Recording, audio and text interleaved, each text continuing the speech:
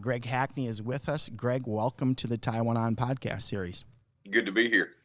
Yeah, great to have you. So, Greg, we're coming to you from Minneapolis, Minnesota, Hannay's Marine here. So, we would like to visit with you, obviously, about your tournament season to start with, and then scratch your brain a little bit on some fishing questions. But you went back to the BASS series this past season, correct?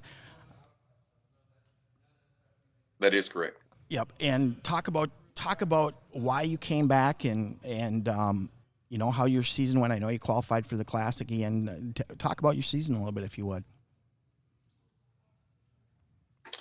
Probably first, the biggest reason I went back was the Bassmaster Classic, which I qualified for the 2022 Classic. So that would be my number one reason by far for going back. I just missed that opportunity to fish in the Classic, and it's just been the only really, tournament that has eluded me. So, right.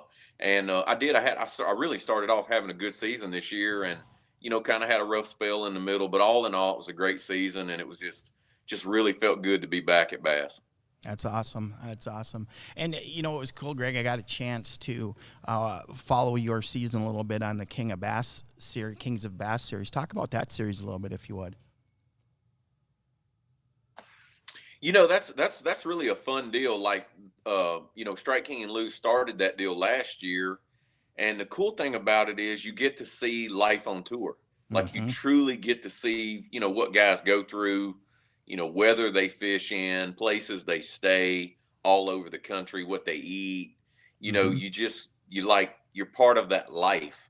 Because a lot of people they look at professional bass fishermen and they think, that there can be no more glamorous job than that, right? But, right. Kings of Bass just really kind of shows down to earth, really what, the day-to-day grind, I guess, what goes on and what you have to go through. Right. A lot of behind the scenes stuff. And again, that's the Kings of Bass series, and those episodes are available. You can check in at the Strike King and Lose Facebook pages and find those. So, Greg, you qualified for the Classic. Did you meet I know you talked about winning the Bassmaster Classic, that being the one tournament that's eluded you. How much would a Classic win mean to you? I don't know. I'd like to be able to, next time we had this conversation, I would be able to tell you. Right. I just know it's the pinnacle. And I guess maybe one thing that really makes it the pinnacle for me, it's that one thing that I haven't won, so you always strive for, you set your goals high, and right. That's what keeps you going. And the Classic is just that tournament. I really feel like, honestly, that it's kept my career alive, because I'm a very goal-oriented person. And, by me never being able to accomplish that goal, it just keeps me going. Right. So I know it would mean the world to me. I don't, that's one of those deals you don't know till you actually experience it. So sure. Hopefully, and I will one day get a chance to experience that. Sure. So let's talk, Greg, about Hack Attack and talk about your fishing style a little bit and how that's kind of led to this Hack Attack line of products now that Strike King's offering. Basically, I am, power fishing is my bread and butter. To survive on the tour and all over the country, you got to be able to do everything. But, day in and day out, if I had my choice, I would power fish. And that's kind of, the significance of the whole Hack Attack line is it's based around, big lines, big pole, big hook sets, heavy, putting a lot of pressure on fish and heavy cover. And everything in the Hack Attack line is beefy.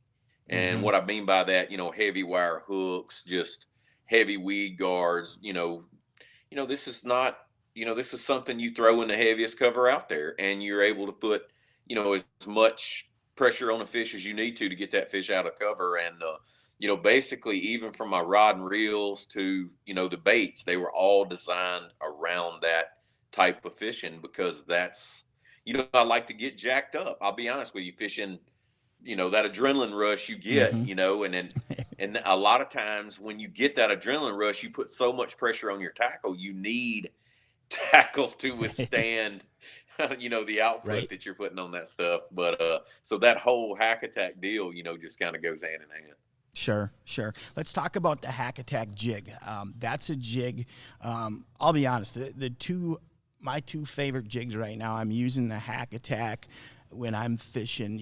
Really dense weed cover. When I'm fishing around wood. Anytime we've got some slop, maybe it's lily pads with some weeds mixed in. That's my jig for penetrating that heavy cover. When I get out a little bit offshore and out on the deep weed lines, I have a tendency to go more to the Hack Attack fluoro jig. But let's talk about that Hack Attack jig and how that jig came about and the unique characteristics of it. So I kind of came along during the braided line revolution, Mm-hmm. and so for years I had just flipped big mono. It was even before fluorocarbon became popular. I was flipping 25 or 30 pound big game. That's what I Mm-hmm. flipped with, and you used a broomstick rod, and you could just about set the hook as hard as you wanted to because the line had so much stretch in it. Well, Right. then along comes braid. Not that braid was new, but it just kind of came back into the fishing. And now you had those stiff rods and a normal jig hook. And about every time I set the hook, I basically would straighten the hook out, Right. just from the impact of the hook set because there was no give because of the braid. And so,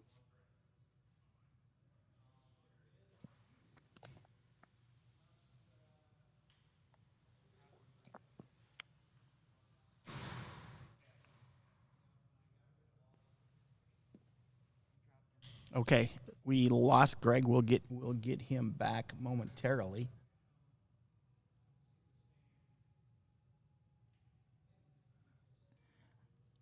Again, we're visiting with Greg Hackney, Hack Attack, and we are just getting into talking about the development of the Hack Attack jig. And its applications as a heavy cover jig. And as I was talking about earlier, before Greg actually joined us, I talked about fishing weed cover and some different scenarios that are happening right now in terms of some of the weed growth in some of our lakes actually starting to decline now. And we're starting to see some of the greenest weeds now being those deeper weeds, and some of the fish sliding out deeper into that is kind of what I'm seeing, and that's on the bass front, of course. Speaking of a walleye bite, I would say from what I've seen, it's one of the toughest walleye bites, August bites we've had in the last several years across central Minnesota, and I attribute that to the hot weather. But we'll get back to that in a little bit. Greg, welcome back. yeah, I'm sorry. I don't know what happened. Yep, no I worries. lost connection there for a second, Yep. So you were just talking about but yeah, straightening basically, hooks. what I was saying. Yeah, so basically, we our equipment got so much better, our rods, our reel, our line, and so then the weakest point became basically the bait we were using. It wouldn't hold up to these low stretch lines, and so that's really how the whole Hack Attack line came about, was because I love to fish with braid so much, regardless if it was frogging or flipping. It was just it's such up close and personal, and so we just developed a line of lures, around that. Now, with that being said, the Hack Attack swim, heavy cover swim jig, the Hack Attack heavy cover flipping jig, have a beefed up Siwash hook, heavy wire that you can literally put as much pressure, and you can basically use any rod you want to use. Mm-hmm. It doesn't matter how stiff it is anymore. The hook will handle it. So when we came out with the fluoro flipper, it was kind of, the deal was, we're dealing with situations now where lakes are cleaner, a lot more fishing pressure, but we're still fishing that same cover. And, a lot of times, maybe the cover is not quite as sparse, and I'm going to have to downsize to fluorocarbon. And so we needed a jig that was a smaller profile, still would go through all that cover, and, something that you could basically flip with either braid or fluorocarbon. And that's where the fluoro flipper came from. And it's a much more compact, smaller, shorter, smaller strands, just Mm-hmm. basically a more compact version of the full blown Hack Attack jig, and it's kind of my go to bread and butter. What I call my plinking jig is I'm fishing docks, and even though I will throw it in, real heavy cover too when fish need a smaller package. But, just a lot of lakes you go to, you don't always have a matted hydrilla bed or, Mm-hmm. bushes to flip. A lot of the lakes we go to, it's more isolated cover. It's rock, riprap, boat docks. And it's just kind of, to me, it's more of an everyday jig. You know Right. what I mean? Like pretty Mm-hmm. much you can use it in any lake in the country, any time of the year, cold weather, whatever. It's just that everyday jig. Right. And it seems like that jig skips pretty well too. Oh yes, it does. It's really works well around docks and Mm-hmm. overhangs, willow trees. When you need to skip that jig and underneath it. Sure, sure. Talk, Greg, a little bit And if you again, would. it's a downsize. Right, go ahead. Well, and again, it's just a downsize offering where, I maybe in the past where I would have switched to plastic, off of a Mm-hmm. full blown hackerjack jig. Now I'll just reach for the fluoro flipper. Right. So what a lot of people don't understand about a jig is the reason I like it so well. It's not necessarily that they bite a jig any better than they do, say, a rodent or a rage bug. The deal is you catch all your bites. Mm-hmm. A jig is just is more that if you get 10 jig bites, chances are you catch 8 of them. And that's 8 of them every day out of those 10 bites. Where a lot of times with plastics, you get 10 bites, you catch 5. Mm-hmm. So there's just the hookup ratio is so much better on a jig than it is on a Texas rig. So anytime I can get them to bite a Texas rig, I just always use a jig. I always use a jig and not the Texas rig. Sure. That's great advice for our listeners right there. I mean, the difference between 8 hookups and 5 hookups, those 3 fish can mean the difference between a win and a loss in the tournament. Yeah, or just a great day on the lake because maybe one of those you miss is, a fish of a lifetime. You never know. And in my business, one bite means so much. Catching Mm-hmm. one more fish every day just will mean a lot of dollars at the end of the year. Mm-hmm. Absolutely. So, Greg, how much experience do you have fishing in the Midwest, and have you fished Minnesota in particular?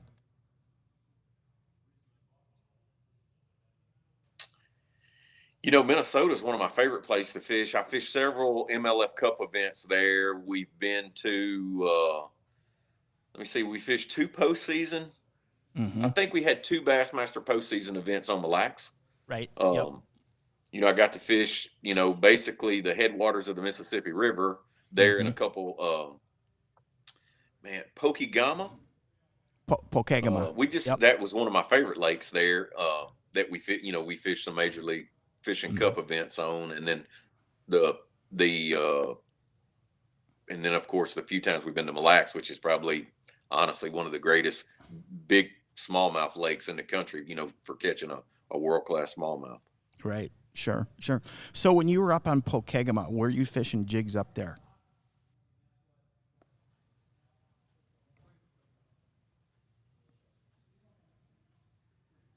Say that again. When I didn't hear what you. It kind of when you broke up. guys were fishing up on Pokegama in the MLF series, were you fishing jigs at that time, or what kind of lures were you using when you were up there?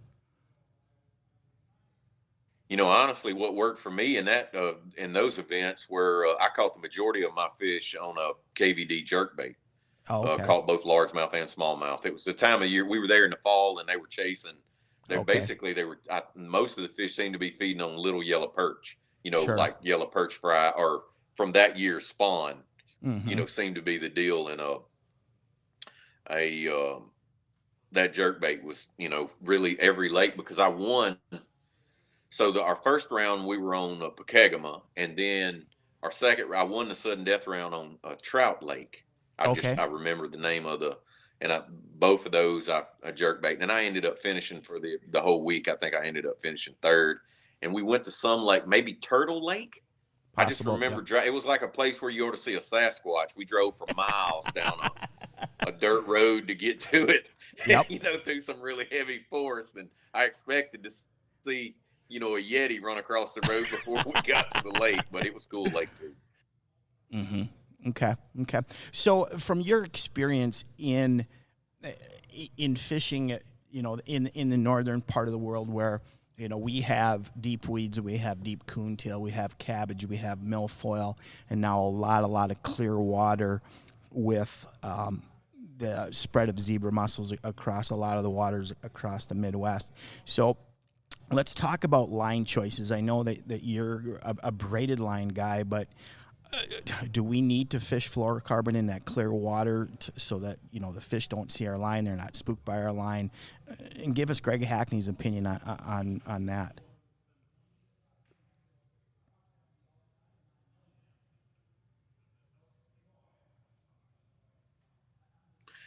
Basically, anytime I'm fishing around cover, the only thing that you do have up north you have to be careful around in certain situations is zebra mussels. And I'll Mm-hmm. always go, if I get in a place where the zebra mussels are bad, of course, fluorocarbon is much better around zebra mussels than braid. But anytime I'm flipping grass, it doesn't matter, because I feel like the deal is it would be hard for those fish to distinguish braid from grass. So if I'm flipping in the grass, not casting, not out on the outside, of course, if I'm out there casting, I'll cast my jig on fluorocarbon. But if I'm up there flipping cabbage, flipping milfoil, anything like that, regardless of water clarity, it's typically always a braid deal.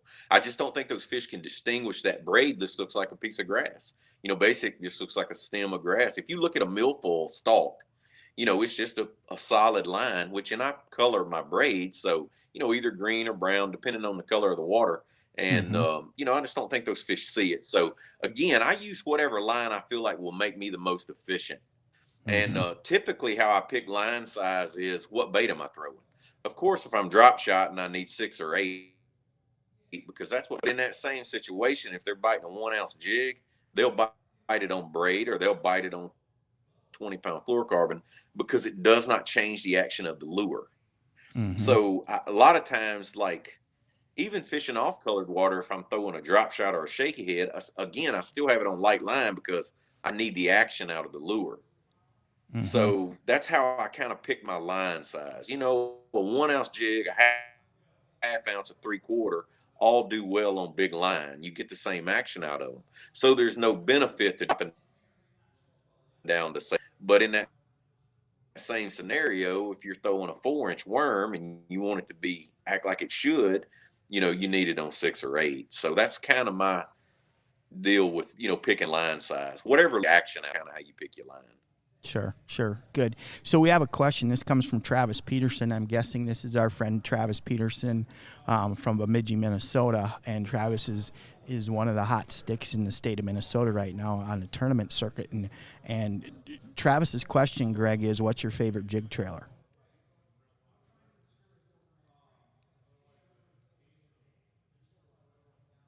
Rage crawl, 100%. Like I probably use a rage crawl 90% of the time anyway. Probably about the only time when I don't use one, and on a jig is really really cold water. I like a chunk, just a plastic, like a KVD, the rabbit ear chunk. Mm-hmm. When the water's cold, I still like that big profile with not a lot of action. But anytime water is say 50 degrees or above, I pretty much I find I get a lot more jig bites. I just seem like I get more bites in general using a rage crawl as a trailer. Okay. Okay. And do you size it down at all, or do you fish the full rage craw, or what's your thoughts on that?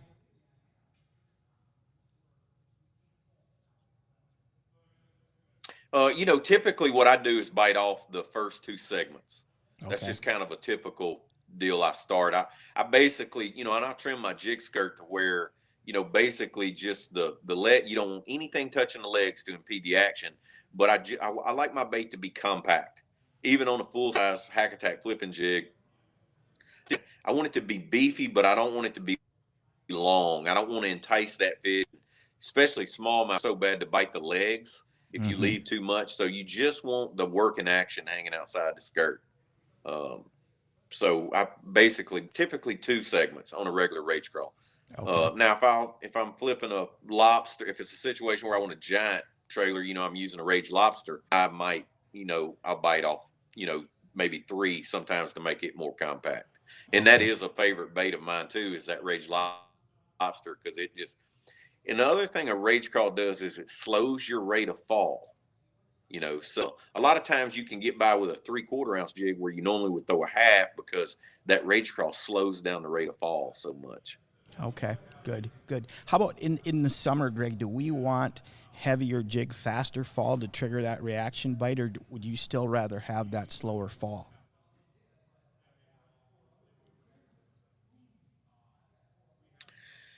You know, so so typically for me in the summertime, I always at least whatever. If you like, so this is how I look at it. If you were going to go down a stretch in the cooler months with a half-ounce jig or 3/8, in the summertime I would use at least a 3/4 in that same situation to get that faster rate of fall. And I'll be honest with you, I don't hardly in the summertime ever throw ounce jig. For me in the summer is on the light spectrum of what I use. In the summertime, it's when I like a 3/4 or 1 ounce. And again, you have to think a jig does not fall as fast as plastic. So I can rig up a Strike King rodent on a half-ounce weight, and it still falls as fast or faster than a 1 ounce jig. A lot of people that they think about that one, they think, oh gosh, a 1 ounce jig is so heavy, but it really doesn't have that fast to fall. And that's why in the summertime, you really need a 3/4 or 1 ounce. Or, when I'm flipping, say, 10 foot or deeper, an ounce and a quarter, an ounce and 3/8, even an Mm-hmm. ounce and a half, you Okay. know, especially if I'm fishing out there, 20 deep cabbage in 20 foot of water, I use an ounce and a half. Because I want it to get down there, and I just think they react to it a lot better when the water's warm. When that thing, because everything runs fast, water's warmer. Bluegill, yellow perch, water's warmer. So, fish are just used to seeing that. Sure, sure. Hey, Greg, talk to us a little bit about lure color. How important is that? And based on what you've seen from our clear water and our perch forage base, also bluegills, are a big forage base for our largemouth in these lakes. What are your thoughts on jig and trailer colors?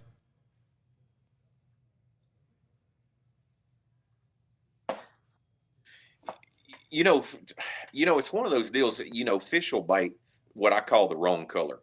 But by Mm-hmm. getting it exactly right, it kind of goes back to what we were talking about earlier, in that you'll get those extra bites by having it right. So a lot of times, especially more so in clear water situations than any other, I will start with one color, and maybe I catch a fish and you see a crawfish sticking out of its mouth, or a yellow perch tail, or a bluegill, and then I try to dial in exactly what the forage looks like, because I believe that, if you have the exact right color on there, you'll get 2 or 3 extra bites a day that you would normally get.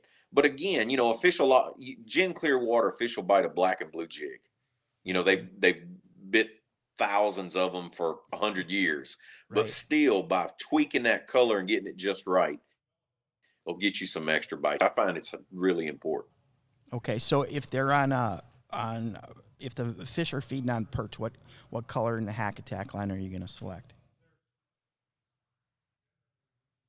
So candy crawl is the best. I use a candy crawl colored hack attack jig and a candy crawl colored rage crawl, and that's the closest color that we have to a yellow perch. It's basically green and purple with some dark bands. It has those dark stripes on the side, just like a yellow perch. Okay, how about a bluegill bite or a bluegill forage? The bluegill kind of differ into how they you'll see them swimming around the grass. Probably blue crawl, just anything of our green pumpkin. And a lot of times what I do on it is I use, if I use our green pumpkin jig, I put a green pumpkin rage crawl on there and put just barely tip the chartreuse on the tips of the claw, because you'll see a lot of we so in the south we call them greenies, and they swim. They'll be around. A lot of our lakes have hydrilla, and you'll see those bluegill swimming around, and they're basically the ones that they look pumpkin seed, and then they have that little bit of, you can just see that little bit of chartreuse tip on their tail, and it's actually not chartreuse, it's actually kind of blue, but it has a chartreuse look to it. just on the tips of their tail. And you see them around willow trees. In the summertime, anybody, even, in the north, when you go around a big willow that's laying in the water, you'll see them floating around it. And that's another really common forage for largemouth during the summertime. So I always tweak my jig. I'm big on that.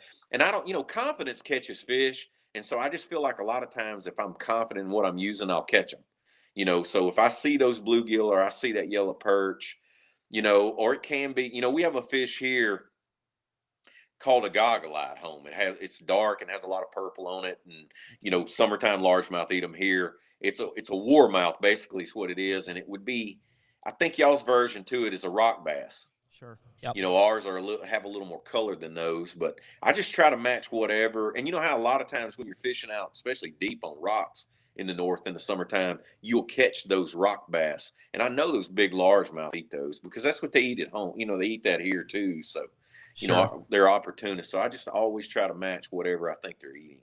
Right, right. Well, and I'll share an example from one of my recent fishing experiences. We were out filming an episode of Fish in the Midwest Television, and it's a lake that we've targeted in the past. And when we've put a fish or two in the live well, let's say we catch a 4.5 pounder and we want to keep that fish for some still images and then release it at the end of the day, one of the things that I've noticed is there'll be broken up parts of crayfish in the live well, and the Bama craw color is one that those crayfish parts look a lot like. So what I do on that lake is I'll use the Bama craw fluoro jig, and I'll tip it with a Bama craw rage craw, and it seems like, like you said, the wrong color still catches them, but when you get that color on that particular body of water during the summer, it seems like it's a lights out deal. So, again, another example. Greg, we've got a few more minutes left. Let's talk about the Hack Attack swim jig and then also the Hack Attack heavy cover spinnerbait and some of the places that you would use those two.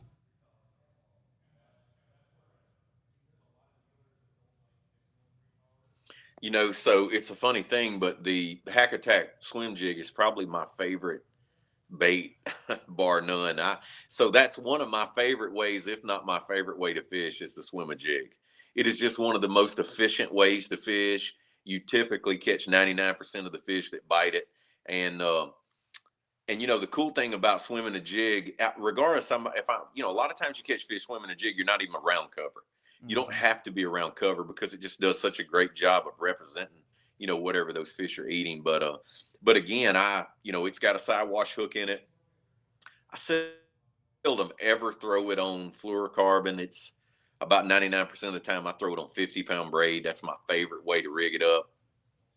Throw it on my swim jig rod, and the cool thing about a swim jig is it's so versatile. You can fish it on the bottom. You can throw it out there and let it go to the bottom in 10, crawl it back, or wake it on the surface like burning a spinnerbait.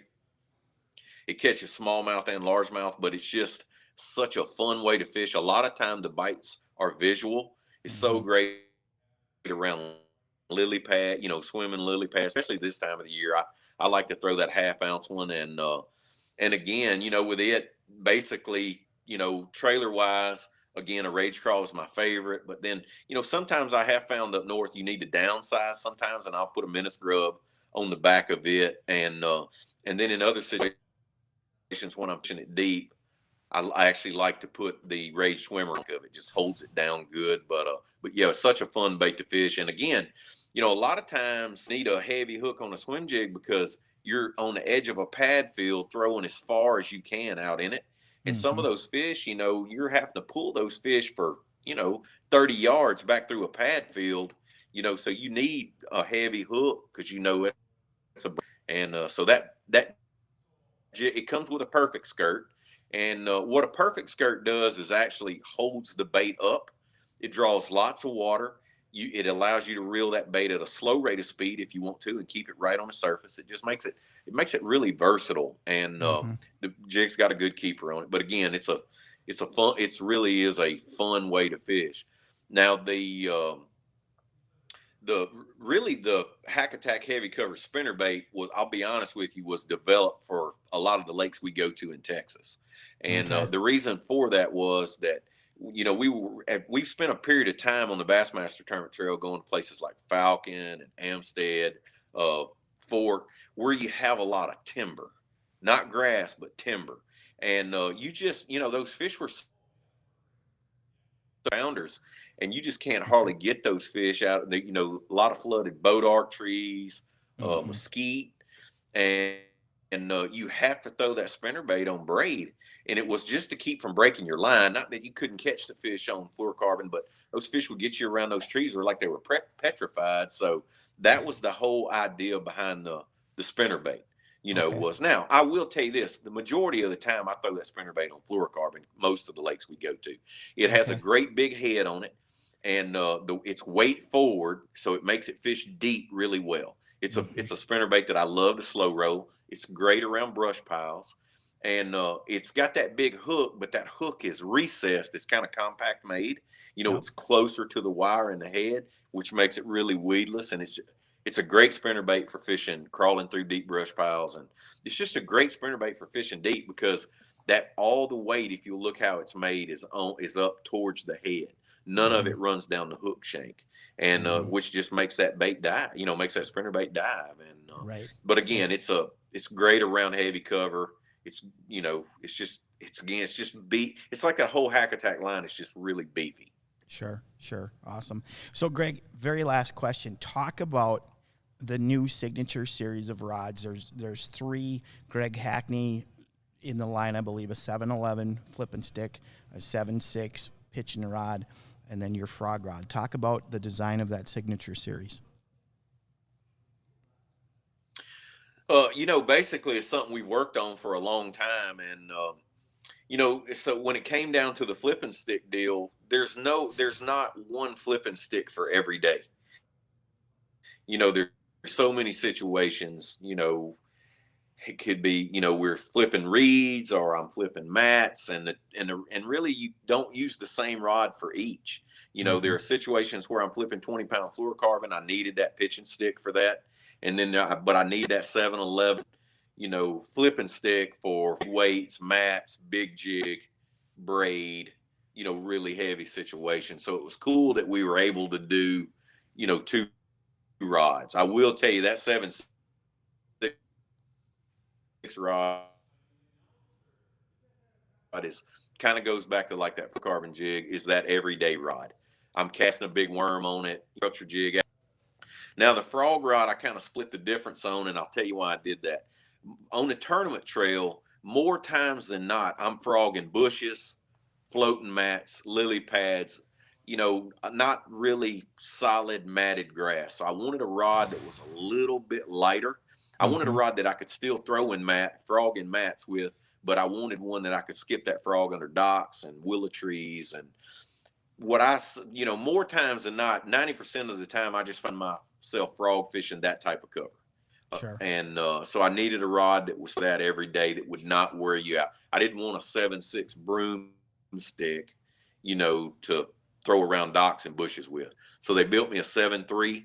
It's got the right tip for skipping, yet plenty backbone. And again, I've caught them in mats with it, and I'm using it all the time. I never go to a different rod, but it is just so perfect for what I call everyday frog fishing. Awesome. Awesome. Greg, that's some great insight. We appreciate your time so much. Such good stuff that our listeners and our viewers can use in their next fishing trips. We thank you again very much for being a guest here on the Taiwan On podcast, and hopefully you can join us again sometime.